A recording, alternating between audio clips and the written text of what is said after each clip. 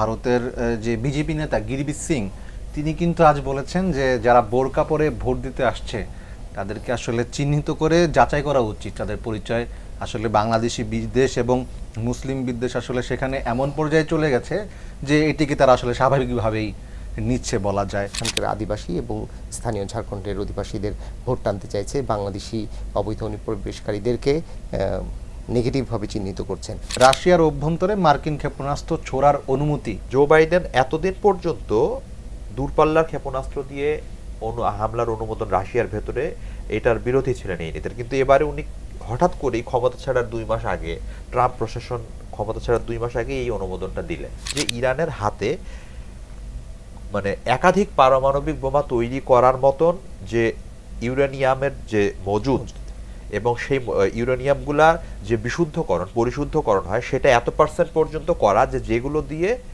পারমাণবিক বোমা তৈরি করা সম্ভব। তৃতীয় বিশ্বযুদ্ধের একটা সূত্রপাতের সূচনা অনেকেই দেখতে পাচ্ছেন। এটা সামনে যদি পরিস্থিতি বদলায় আসলে কোন দিকে যাবে এটা খুবই স্পর্শকাতর একটা অবস্থায় এসে দাঁড়াইছে এখন। দর্শক, আমন্ত্রণ জানাচ্ছি বাংলা ভিশনের নতুন আয়োজন অ্যারাউন্ড দ্য ওয়ার্ল্ডে। অ্যারাউন্ড দ্য ওয়ার্ল্ড অনুষ্ঠানে আমরা আলোচনা করব সারা বিশ্বে ঘটে যাওয়া নানা খবরাখবর নিয়ে।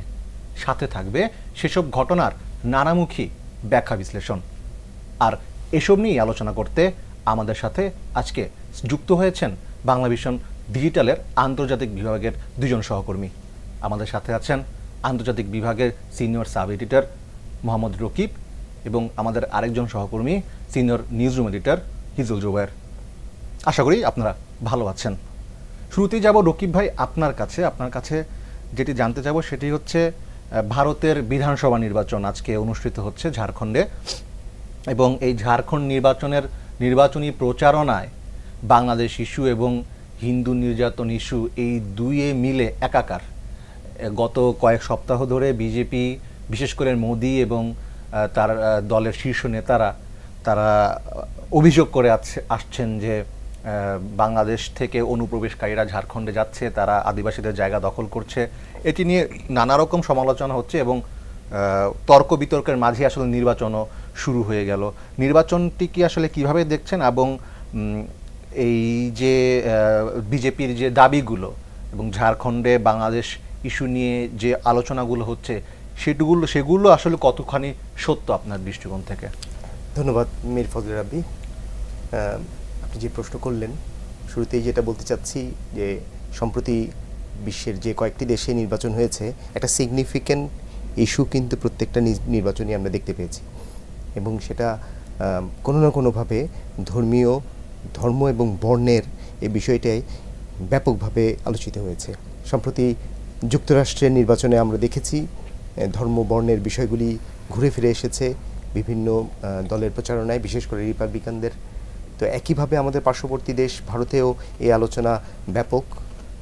আর যেটা আপনি বলছেন যে ঝাড়খণ্ডের বিধানসভা নির্বাচনের আগ থেকেই, নির্বাচনের সময় যত ঘনিয়ে আসছিল, আমরা জানি আজকেই নির্বাচন চলছে, তো তার আগ থেকেই বিজেপির বিভিন্ন নেতৃবৃন্দ সেখানে নির্বাচনী সফর করেছেন, এবং সফরে বারবার ঘুরে ফিরে তারা একটা বিষয়ই ব্যাপকভাবে প্রচার করার চেষ্টা করেছেন, সেটা হচ্ছে যে বাংলাদেশি অনুপ্রবেশকারী, অবৈধ অনুপ্রবেশকারী ঝাড়খণ্ডে, এই বাংলাদেশি অবৈধ অনুপ্রবেশকারী মানে ইস্যুতে বিজেপি যে প্রচারণা চালাচ্ছে যে বাংলাদেশিরা অবৈধভাবে ঝাড়খণ্ডে ঢুকে সেখানকার আদিবাসীদের জায়গা দখল এবং বিভিন্ন রকমের তাদের অর্থনৈতিক বিষয়গুলির মধ্যে ইনভলভ হচ্ছে, এবং তারা বোঝাতে চাইছেন যে ওখানকার আদিবাসীরা বাংলাদেশি অবৈধ অনুপ্রবেশকারীদের দ্বারা মারাত্মকভাবে ক্ষতিগ্রস্ত হচ্ছে, এবং সেইটাকে ঝাড়খণ্ডের যে এক্সিস্টিং ক্ষমতাসীন দল তারা সেটাকে সমর্থন দিচ্ছে। এই কথা বলেই তারা মূলত ভোটারদের ভোট টানতে চাইছে, যে ওখানকার আদিবাসী এবং স্থানীয় ঝাড়খণ্ডের অধিবাসীদের ভোট টানতে চাইছে, বাংলাদেশি অবৈধ অনুপ্রবেশকারীদেরকে নেগেটিভভাবে চিহ্নিত করছেন।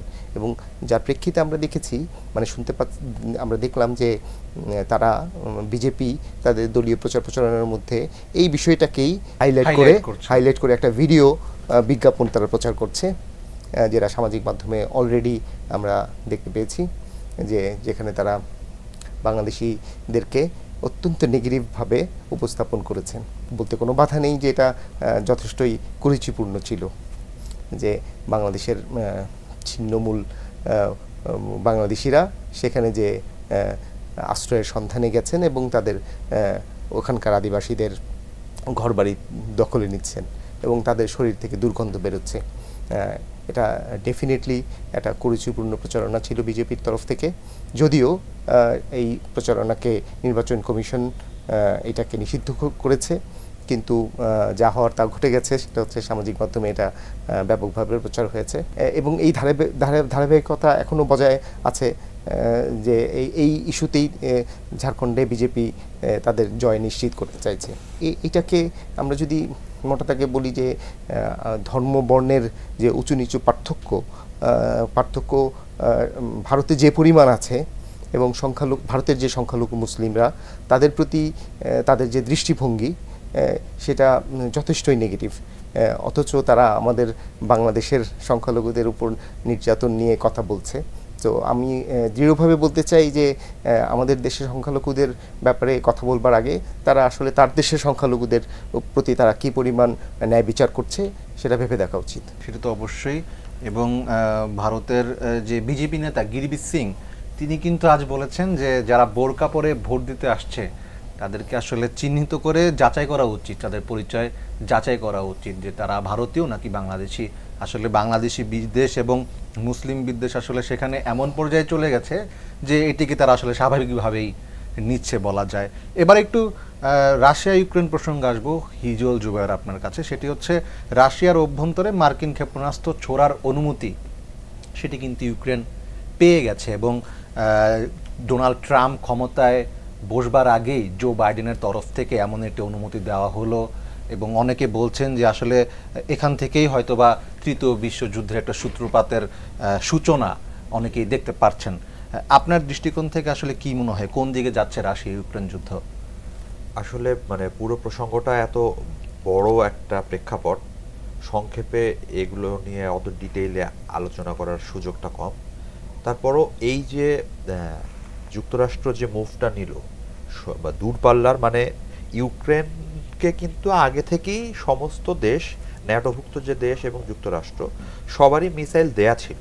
এতদিন এই মিসাইলগুলি, দূরপাল্লার যে মিসাইলগুলি, সেগুলো ব্যবহার করতে পারত ইউক্রেন শুধু তার ভূখণ্ডের মধ্যে যেসব অঞ্চল রাশিয়া দখল করছে সেই সব জায়গায় তারা ওই লক্ষ্যবস্তুতে আঘাত হানার জন্য এই মিসাইলগুলি ব্যবহার করতে পারত। কিন্তু দীর্ঘদিন ধরে ওই ইউক্রেনের প্রেসিডেন্ট ভলোদিমির জেলেনস্কি উনি নেগোশিয়েট করার চেষ্টা করছিলেন যুক্তরাষ্ট্র এবং পশ্চিমা যে দেশগুলোর সাথে, যে রাশিয়ার ভেতরেই এই দূরপাল্লার মিসাইলগুলো দিয়ে হামলা করার অনুমোদন চাইছিলেন ভলোদিমির জেলেনস্কি, এবং সেটার ব্যাপারে আসলে সবসময় একটা নেতিবাচক মেন্টালিটি নিয়ে ক্যারি করছিল জো বাইডেন প্রশাসন এবং ইউরোপের অন্যান্য যে দেশগুলো। কিন্তু এরই মধ্যে ইউক্রেন যুদ্ধ কিন্তু 1000 বছর, মানে 1000 দিন, 2.5 বছর অতিক্রম করে ফেলেছে এবং এই 1000 বছর অতিক্রম করাটাকেও একটা বড় একটা মাইলস্টোন হিসেবে দেখা হচ্ছে নেগেটিভ একটা জায়গা থেকে, যে এই যুদ্ধটা প্রলম্বিতই হচ্ছে। তো এবং এর মধ্যে যুক্তরাষ্ট্রে আমরা দেখেছি যে ক্ষমতার পালাবদল হতে যাচ্ছে। তো সব মিলিয়ে জো বাইডেন এতদিন পর্যন্ত দূরপাল্লার ক্ষেপণাস্ত্র দিয়ে হামলার অনুমোদন রাশিয়ার ভেতরে এটার বিরোধী ছিলেন এই নীতির। কিন্তু এবারে উনি হঠাৎ করেই ক্ষমতা ছাড়ার 2 মাস আগে, ট্রাম্প প্রশাসন ক্ষমতা ছাড়ার 2 মাস আগে এই অনুমোদনটা দিলেন এবং এটা নিয়ে প্রচণ্ড বিতর্ক অলরেডি সারা বিশ্বে চলছে এবং রাশিয়ার দিক থেকেই মূলত এই থ্রেটটা দেয়া হয়েছে যে এটার ভেতর দিয়ে, এর মধ্যেই কিন্তু এই অনুমোদন দেওয়ার পরপরই রাশিয়া তার যে পরমাণু নীতি, অভ্যন্তরীণ পরমাণু নীতি, এটা তারা চেঞ্জ করে ফেলছে অলরেডি। এবং তারা বলছে যে যেসব দেশ এই যারা ক্ষেপণাস্ত্র দিবে ইউক্রেনকে, সেই সব, এবং সেই ক্ষেপণাস্ত্র দিয়ে যদি রাশিয়ার ভেতরে হামলা হয় তাহলে সেই সব দেশকে ধরে নেওয়া হবে তারা সরাসরি রাশিয়ার বিরুদ্ধে যুদ্ধে লিপ্ত হলো এবং রাশিয়াও তাদের সাথে সরাসরি যুদ্ধে লিপ্ত হবে। এই থ্রেড মানে অলরেডি দেয়া হয়ে গেছে এবং রাশিয়া তার পরমাণু নীতি বদলে ওই সব দেশে এবং ওই ধরনের হামলার প্রতিক্রিয়া তারা পরমাণু অস্ত্র দিয়েও হামলা করতে পারবে এই অনুমোদন অলরেডি রাশিয়ার যে পরমাণু নীতি সেটা পরিবর্তনের ভেতর দিয়ে পুতিন সেটা এনশিওর করে ফেলছেন। এবং আজকেরই খবর যে অলরেডি কিন্তু গতকালকে এই অনুমোদন পাওয়ার পরপরই জেলেনস্কির ইউক্রেন তারা হামলা ব্রায়ান্স্ক যে অঞ্চলটা রাশিয়ার সেখানে কিন্তু অলরেডি যুক্তরাষ্ট্রের মিসাইল দিয়ে সেটা হামলা অলরেডি করা হয়ে গেছে এবং এটা নিয়ে প্রচন্ড ক্ষুব্ধ ক্রেমলিন। এবং আজকের খবর হচ্ছে যে কিয়েভে, ইউক্রেনের রাজধানী কিয়েভে যে ইউএস এম্বাসি সেটা অলরেডি বন্ধ ঘোষণা করা হয়ে গেছে। তারা জানাইছে যে তাদের কাছে ওই ইন্টেলিজেন্সের ওই ইনফরমেশন আসছে যে সেই এম্বাসিতেও এয়ার স্ট্রাইক হতে পারে এ ধরনের আশঙ্কা থেকে। এবং ইউক্রেনের যেসব ইউএস সিটিজেন আছে তাদের ব্যাপারে তাদেরকে খুবই সতর্ক থাকতে বলা হয়েছে যে কোথাও এয়ার সাইরেন যদি বাজে তারা যেন নিরাপদ আশ্রয়ে চলে যায়। এবং যখনই এই অনুমোদনটা দেয়া হয় তখনই রাশিয়ার যে হাউস অফ মানে উচ্চকক্ষ, ওদের পার্লামেন্টের উচ্চকক্ষ, তাদের যে ইন্টারন্যাশনাল অ্যাফেয়ার্স দেখে যে কমিটি, তারা এই থ্রেটটা দিচ্ছে যে এর ভেতর দিয়ে বিশ্বকে পরমাণু যুদ্ধ এবং তৃতীয় বিশ্বযুদ্ধের দিকে অলরেডি যুক্তরাষ্ট্র এই উস্কানি দিচ্ছে এবং সেদিকে নিয়ে যাচ্ছে। এবং শুধু রাশিয়া না, আর একটা মজার ব্যাপার হচ্ছে যে খোদ যুক্তরাষ্ট্রেই ট্রাম্পের যারা অ্যালাই, ট্রাম্পের যারা এইড, তারা কিন্তু অলরেডি বাইডেনকে এ ব্যাপারে সমালোচনা করতেছে প্রচন্ড। এবং ট্রাম্পের ছেলে, ট্রাম্পের যারা ঘনিষ্ঠ, যারা ট্রাম্প প্রশাসনে বসতে যাচ্ছে সামনে, তারা অলরেডি বলছে যে বাইডেন প্রশাসন ডেমোক্রেটিকরা তারা হচ্ছে যুদ্ধকে ভালোবাসছে এবং তারা তৃতীয় বিশ্বযুদ্ধ তৈরির পথ প্রশস্ত করছে। এই সমালোচনাটা মানে বাইডেন প্রচন্ডভাবে সমালোচিত হচ্ছেন তার দেশেও। এবং সার্বিক প্রেক্ষাপটে আসলেই এটা একটা খুবই ঝুঁকিপূর্ণ বিষয়। যদিও হতে পারে যে ট্রাম্প প্রশাসনের অনেকেই এই ইঙ্গিত দিয়েছেন যে তারা ক্ষমতায় আসার পর এই যে দূরপাল্লার ক্ষেপণাস্ত্র দিয়ে ইউক্রেনে হামলা হবে এই পুরো বিষয়টিকে সম্ভবত তারা রিভিউ করবে। তখন হয়তো আমরা এখন যে ঝুঁকিটা তৈরি হয়েছে যে মনে হচ্ছে এটা কি পারমাণবিক যুদ্ধের দিকে চলে যাবে, সেই ঝুঁকিটা হয়তো কিছুটা স্থিমিত হতে পারে। এটার জন্য আমাদের আসলে ট্রাম্প প্রশাসন আসার আগ পর্যন্ত অপেক্ষা করতে হবে। কিন্তু দুর্ভাগ্য মানে শঙ্কার বিষয় হচ্ছে এই 2 মাসের মধ্যেই এটা আরো বড় আকারে আউটবার্স্ট করে কিনা। হ্যাঁ, সেটা তো অবশ্যই। কিন্তু শেষমেশ আসলে কি হয় সেটি জানার জন্য ডোনাল্ড ট্রাম্প যখনই হোয়াইট হাউসে আসবেন তখনই আসলে অনেক প্রেক্ষাপটই হয়তোবা পরিবর্তন হবে। এবার একটু তাইওয়ান প্রসঙ্গে আসব। তাইওয়ানের যে জাতীয় সুরক্ষা আইন, সেই আইন অনুযায়ী 45 জনকে আসলে কারাদণ্ড দেওয়া হলো এবং তারা ছিলেন গণতন্ত্রপন্থী আন্দোলনকারী। ট্রাম্প আশায় চীন, তাইওয়ান, যুক্তরাষ্ট্র উত্তেজনায় আসলে নতুন মাত্রা পেল কিনা, এবং এই যে 45 জনকে কারাদণ্ড দেওয়া হলো এটি নিয়ে ব্যাপক সমালোচনা হচ্ছে বিশ্বব্যাপী।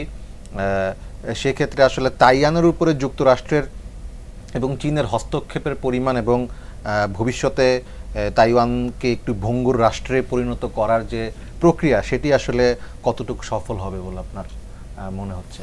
ধন্যবাদ আবারও। সেটা হচ্ছে যে আমি হিজল জুবাইরের ওই রাশিয়া ইউক্রেন ইস্যুটাকে লিঙ্ক করে বলি যে যুক্তরাষ্ট্রের নির্বাচনের পরে ট্রাম্প জয়ী হওয়ার পরে তারপরে যে ঘটনাগুলি আমরা যদি খুব খেয়াল করি যে বড় কয়েকটা ইস্যুতে, যে ইস্যুগুলি নিয়ে আমরা আজকে আলোচনা করছি, অত্যন্ত ওতপ্রোতভাবে এগুলা লিঙ্ক করা মনে হচ্ছে আর কি। কারণ আপনি দেখেন যে নির্বাচনের আগে যে কয়েকটা গুরুত্বপূর্ণ ইস্যু নিয়ে ট্রাম্পের বিভিন্ন ধরনের প্রতিশ্রুতি ছিল, রাশিয়া ইউক্রেন যুদ্ধ থামানোর ব্যাপারে, মধ্যপ্রাচ্যের যুদ্ধ থামানোর ব্যাপারে, তারপরে তাইওয়ান ইস্যুতে চীনের সঙ্গে সম্পর্ক, এই সব কিছু দেখেন প্রত্যেকটা জিনিস তার প্রশাসন দায়িত্ব নেওয়ার আগেই অলরেডি এটা কিন্তু উত্তপ্ত হয়ে উঠেছে। এবং আপনি দেখেন যে long range missile already attack করে ফেলেছে রাশিয়াতে, যুক্তরাষ্ট্রের দেওয়া মিসাইল, যেটা পরবর্তীতে হিজল জুবাইর যেটা বললেন যে ট্রাম্প প্রশাসন হয়তো পরবর্তীতে দায়িত্ব নেওয়ার পরে এটা হয়তো প্রশমন করতে পারবে, কিন্তু ততদিন পর্যন্ত যে ক্ষতি হওয়ার হয়তো হয়ে যাবে। এই মেরুকরণ যেটা হচ্ছে এটাকে ট্রাম্প কিভাবে ডিল করে এটা আমাদের দেখার বিষয়। তারপরে আসি আপনার ওই আলোচনাটায় যে তাইওয়ানে যেটা হচ্ছে যে গতকালকে 47 জনকে গণতন্ত্রকামী বিরুদ্ধে অভিযোগ আনা হয়েছিল 2019 সালে, যে গণতন্ত্রপন্থী নেতাকর্মীরা চীন শাসিত তাইওয়ানে যে আন্দোলন তারা গড়ে তুলেছিলেন সেই সব নেতাকর্মীদেরকে চিহ্নিত করে তাদেরকে শাস্তি দেওয়া হয়েছে এবং তাদের 45 জনকে সাজা দেওয়া হয়েছে গতকালকে, যেটা একটা ঐতিহাসিক ঘটনা। এই যে আইন যে আপনি বললেন, জাতীয় নিরাপত্তা আইন, এই নিরাপত্তা আইনটা 2020 সালে তারা গঠন করে চীন, এবং তারপরে সেই আইনের আওতায় তাদেরকে শাস্তি প্রদান করা হলো। এবং তার মধ্যে 45 জনের মধ্যে 2 জন শীর্ষ গণতন্ত্রকামী নেতা আছেন, আপনি জানেন, বেনিতাই এবং জোশুয়া ওং। বেনিতাই যাকে 10 বছরের কারাদণ্ড দেওয়া হয়েছে এবং জোশুয়া ওং যাকে 5 বছরের, সম্ভবত 4 বছরের কারাদণ্ড দেওয়া হয়েছে। তো এই যে এটা ঐতিহাসিক ঘটনা, কিন্তু এটা আপনি যদি খেয়াল করেন যে ট্রাম্প প্রশাসন ক্ষমতা নেওয়ার আগ মুহূর্তে চীন এ ধরনের উদ্যোগ কেন নিল, এখনই তাদেরকে এইটা অত্যন্ত সিগনিফিক্যান্ট বিষয়।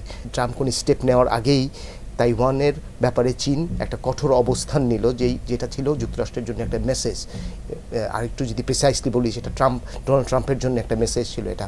এখন ট্রাম্প কিভাবে এই ইস্যুটা, এই চীনের এই মেসেজটাকে ইন্টারপ্রেট করে এবং ডিল করে, সেটা দেখার বিষয়। আর যেটা হিরো জুবাইর বললেন যে রাশিয়া ইউক্রেন ইস্যুতে একই ব্যাপার, আপনি দেখেন যে ট্রাম্প প্রশাসনের দায়িত্ব নেওয়ার আগ মুহূর্তেই আমি বলবো, আর অল্প কয়েকদিন বাকি আছে ওই বিবেচনায়, জানুয়ারিতে উনি দায়িত্ব নেবেন, তার আগেই ঠিক রাশিয়ার অভ্যন্তরে লং রেঞ্জ মিসাইল যেটা যুক্তরাষ্ট্র প্রোভাইড করলো, এবং এই লং রেঞ্জ মিসাইল দিয়ে রাশিয়ার অভ্যন্তরে আঘাত হানা, এটা বিষয়টাকে এভাবে উত্তপ্ত করে ফেলা, থার্ড ওয়ার্ল্ড ওয়ারের হুমকি তৈরি হয়েছে যেটাতে। এবং এইটা দায়িত্ব নেওয়ার পরে ট্রাম্প কিভাবে এটাকে প্রশমন ঘটাবেন সেটাও দেখার বিষয়। তো আর আমাদের মধ্যপ্রাচ্য ইস্যু তো আছেই, সেটাও অলরেডি উত্তপ্ত হয়ে আছে। এবং যদিও ধরেন লেবানন, হিজবুল্লাহ, তারা যুক্তরাষ্ট্রের দেওয়া যুদ্ধবিরতি সিজফায়ার প্রপোজালকে অ্যাকসেপ্ট করে নিয়েছে, কিন্তু ইসরায়েল তাদের রক্ত পিপাসা থামাচ্ছে না। এইটা অত্যন্ত দেখার বিষয়, 3টা বিষয়, যে কিভাবে সামনে ট্রাম্প প্রশাসন দায়িত্ব নেওয়ার পরে এই বিষয়গুলিকে ডিল করেন। এবং ট্রাম্প প্রশাসন দায়িত্ব নেওয়ার আগে আসলে ইরান ইস্যুতেও অনেক পরিবর্তন আসতে পারে, তিনি দায়িত্ব নেওয়ার পরেও আসলে অনেক কিছুই পরিবর্তন হতে পারে। এবং ইরানের ক্ষেত্রে আলোচনা করতে গেলে আবারও হিজল জুবাইর আপনার কাছে আসতে হয়, সেটি হচ্ছে আন্তর্জাতিক আণবিক সংস্থা IAEA, তারা কিন্তু জানিয়েছিল সপ্তাহখানেক আগে যে ইরান পারমাণবিক অস্ত্র তৈরি করছে, এমন কোনো তথ্য তাদের কাছে নেই। কিন্তু আমরা দেখলাম গতকাল আবার ইরান একদম ঘোষণা দিয়েই বলল যে তারা 24 ঘন্টার মধ্যে পারমাণবিক অস্ত্র উৎপাদন করতে সক্ষম।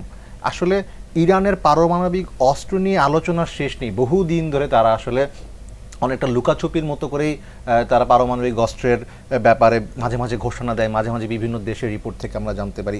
আপনি আসলে পারমাণবিক অস্ত্র নিয়ে ইরানের গতিপথি কিভাবে পর্যবেক্ষণ করছেন?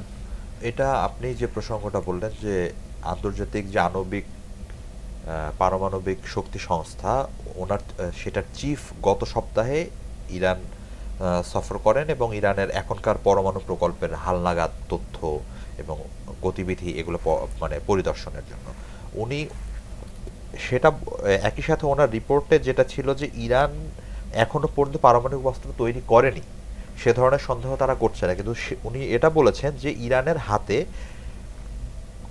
একাধিক পারমাণবিক বোমা তৈরি করার মতন যে ইউরেনিয়ামের যে মজুদ এবং সেই ইউরেনিয়ামগুলা যে পরিশুদ্ধকরণ হয়, সেটা এত % পর্যন্ত করা যেগুলো দিয়ে পারমাণবিক বোমা তৈরি করা সম্ভব।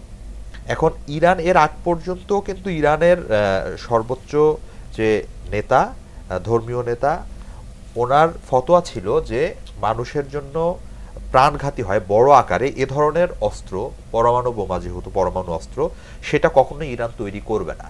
কিন্তু আমি এর আগে যে প্রসঙ্গে ছিলাম যে রাশিয়া তাদের পরমাণু নীতিতে বদল আনার একদিনেরই মাথায় গতকালকে আয়াতুল্লাহ খোমেনি, সর্বোচ্চ নেতা, তার একজন পরামর্শক এবং উনি ইরানের সাবেক পররাষ্ট্রমন্ত্রী মোহাম্মদ লারিজানি, উনি বলেছেন যে ইসরায়েল এবং যুক্তরাষ্ট্র এবং পশ্চিমা তাদের যে মিত্ররা, তারা যদি ইরানকে এমনভাবে চাপে ফেলে বা হুমকিতে ফেলে আক্রান্ত হওয়ার বড় আকারে যে তাদের ওপর যুদ্ধ নেমে আসছে, তাহলে এই ফতোয়া তারা বদলে ফেলবে। এই হুমকি অলরেডি উনি দিয়ে ফেলছেন। এবং উনি বলছেন, এই আইএই এর যে প্রসঙ্গটা আনলেন, ওই চিফ যখন মানে এই মুহূর্তে আমি জাস্ট আর একটা প্রসঙ্গ আনি, যে যুক্তরাষ্ট্র, ফ্রান্স, জার্মানি এবং যুক্তরাজ্য, এই চার দেশের সাথে ইরানের একটা পারমাণবিক চুক্তি ছিল, যেটা থেকে ট্রাম্প শাসনামলে ট্রাম্প বের হয়েছিল, এটা ওবামার শাসনামলে করা হয়েছিল। ওই চুক্তিতে এখন যুক্তরাষ্ট্র নাই, কিন্তু এখন জার্মানি, যুক্তরাজ্য এবং ফ্রান্স আছে। আণবিক শক্তি সংস্থার যে চিফ, উনি যখন এই ইউরেনিয়াম, যে এত পরিমাণে ইউরেনিয়াম আছে যেটা দিয়ে পারমাণবিক বোমা তৈরি করা সম্ভব, সেই তথ্য জানার পরে তারা অভিযোগ আসছে যে ইরান ওই চুক্তির শর্ত লঙ্ঘন করতেছে, এবং এজন্য তারা অলরেডি ইরানকে বিভিন্ন ধরনের নিষেধাজ্ঞা আরোপের হুমকি তারা দিয়ে রাখছে, এবং আইএইএ কে বলছে যে নেক্সট মিটিং এ তাদের বিরুদ্ধে ব্যবস্থা নেওয়ার জন্য ইরানকে। এইটার পরিপ্রেক্ষিতে এই লারিজানি উনি গতকালকে বলছেন যে এই ফতোয়া প্রয়োজনে আমরা বদলে ফেলবে। একে তো ইসরায়েলের দিক থেকে তাদের একটা চাপ আছে, গত দিনের সর্বশেষ হামলায় যেটা 26শে অক্টোবর চালানো হয়, তখন অলরেডি কিন্তু নেতানিয়াহু এবং বিভিন্ন পশ্চিমা গণমাধ্যম এগুলো থেকে দাবি করা হচ্ছে যে ওই দিন ইরানের একটা পারমাণবিক স্থাপনায় হামলা করা হয়, পার্সিন তেহরান থেকে 30 কিলোমিটার দূরে একটা এলাকায়, একটা গোপন মানে খুবই সুরক্ষিত একটা স্থাপনা, সেখানে পরমাণু গবেষণা কেন্দ্র, সেখানে হামলা চালানো হয়। সেই সার্বিক প্রেক্ষাপটে এবং ফ্রান্স, জার্মানি আর যুক্তরাজ্যের এই নতুন যে নিষেধাজ্ঞা আরোপের হুমকির প্রেক্ষাপটে লারিজানি এই থ্রেটটা গতকালকে দিছেন, এবং উনি বলছেন যে প্রয়োজনে ইরান তো তার আগের পারমাণবিক ফতোয়ার নীতি এটা বদলে ফেলতে পারেই, এবং পশ্চিমারা যদি ভেবে থাকে যে আমাদের পরমাণু অস্ত্র বানাতে কয়েক সপ্তাহ বা 48 ঘন্টাও লাগবে, সেটা ভুল। ইরানের সক্ষমতা আরো বেশি, আমরা চাইলে 24 ঘন্টার মধ্যে পরমাণু অস্ত্র তৈরি করতে পারি। উনি বেসিক্যালি এই প্রেক্ষাপটে বলেছেন, এবং এটা সত্য যে আমরা যে বিশ্ব রাজনীতির জায়গা থেকেই যে বলছি, পৃথিবীতে যে একটা মেরুকরণ, বহু মেরুকরণের বিশ্ব ব্যবস্থা তৈরি হচ্ছে এবং নতুন অক্ষ তৈরি হচ্ছে, যেখান থেকে রাশিয়া থ্রেট দিল যে তৃতীয় বিশ্বযুদ্ধের যে প্রসঙ্গ, আমরা প্রথম বা দ্বিতীয় বিশ্বযুদ্ধে দেখেছি যে পৃথিবী দুই ভাগ হয়ে যাচ্ছে, দুইটা অক্ষ তৈরি হয়ে যাচ্ছে। বর্তমান বিশ্বে কিন্তু একইভাবে আমরা দেখছি ন্যাটো, যুক্তরাষ্ট্র এবং ইসরায়েল, এদের মিলিয়ে একটা যেন অক্ষ, আর অন্য অক্ষটা যাদের মধ্যে এতদিন এই মিত্রতাটা এভাবে এতটা ভিজিবল ছিল না, কিন্তু রাশিয়া, চীন, ইরান, উত্তর কোরিয়া, এদের মধ্যে কিন্তু আর একটা অক্ষ ক্রমাগত এটা আরো শক্তিশালী হয়ে আসছে।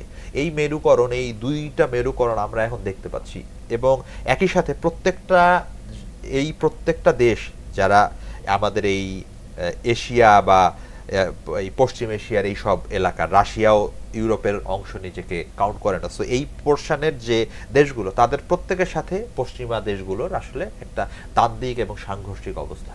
তো এইটা আসলে সামনের দিনগুলোতে কোথায় যাবে, এবং এরই মাঝে ইরানের যে ভাইস প্রেসিডেন্ট, রাশিয়ার একজন মন্ত্রী, জ্বালানি মন্ত্রী খুব সম্ভবত, উনি এই মুহূর্তে ইরান সফর করছেন, এবং সেই সফরে ইরানের দিক থেকে বলা হয়েছে যে ইরান চায় রাশিয়ার সাথে সর্বোচ্চ দ্বিপাক্ষিক সম্পর্কে সর্বোচ্চ পর্যায়ে সেটাকে নিয়ে যেতে।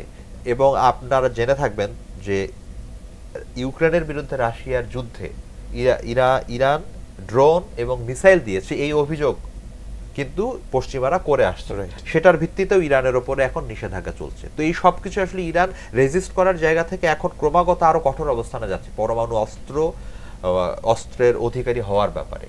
এটা সামনে যদি পরিস্থিতি বদলায়, আসলে কোন দিকে যাবে, এটা খুবই স্পর্শকাতর একটা অবস্থা এসে দাঁড়াইছে এখন। এবং সেটি হয়তো বা সত্যিও হতে পারে, তৃতীয় বিশ্বযুদ্ধের যে সম্ভাবনা, যে প্রেক্ষাপট আমরা দেখছি, সেটি যে একবারে হবে না সেটিও বলা মুশকিল। পাশাপাশি ক্ষেপণাস্ত্রের বিষয়টিকে আসলে আমরা আপাতত ইরানের হুমকি বলেই ধরতে পারি। ধন্যবাদ আপনাদেরকে সুন্দর আলোচনা করার জন্য। দর্শক, আপনাদেরকেও ধন্যবাদ। দেখা হবে অ্যারাউন্ড দ্য ওয়ার্ল্ডের আগামী পর্বে। সে পর্যন্ত সবাই ভালো থাকুন।